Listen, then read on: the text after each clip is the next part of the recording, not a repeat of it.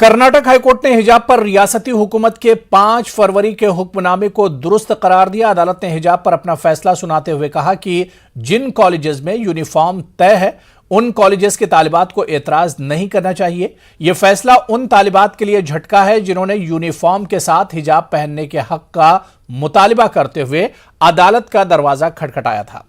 Karnataka high court की सैरुकनी bench ने अपना फैसला सुनाते हुए कहा कि मुस्लिम खवातीन के लिए हिजाब का पहनना मजहब का लाजमी जुज नहीं है। अदालत का मानना है कि हुकूमत को हुक्मनामे को बातिल करार नहीं दिया जा सकता। अब तालिबात के पास सुप्रीम कोर्ट से रुजू होने का रास्ता बच गया है।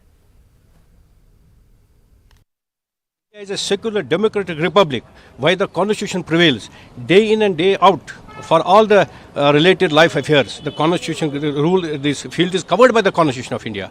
Now, as far as the religious is concerned, the Quran, the commandment of Allah, is supreme in all respect. Is a bad judgment. With all respect, immense respect to the honorable judges, this will be challenged before the Supreme Court. Steps are afoot.